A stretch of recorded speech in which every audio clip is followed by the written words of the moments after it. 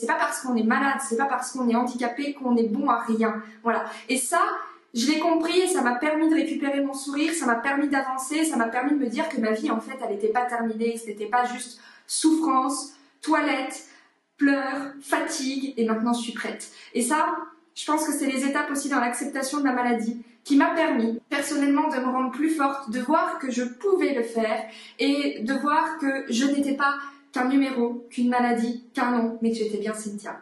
Ce qui m'aide dans mon combat au quotidien, c'est vraiment de m'ouvrir aux autres, même à mes proches qui sont extrêmement présents pour moi, mais qui parfois, on peut se dire, ne nous comprennent pas à 100% quand ils ne vivent pas la même chose, mais de leur expliquer avec mes mots pour qu'ils puissent à peu près comprendre en tout cas ce que je vis au quotidien et qu'ils soient juste présents en fait m'a beaucoup aidé. Il faut tout anticiper. Par exemple, quand on va quelque part, il faut savoir où est-ce qu'il y a des toilettes. Moi, je sais que j'essaye de voir à quelle heure je vais manger, qu'est-ce que je vais manger, parce que maintenant je sais anticiper quand est-ce que j'aurai besoin d'aller aux toilettes.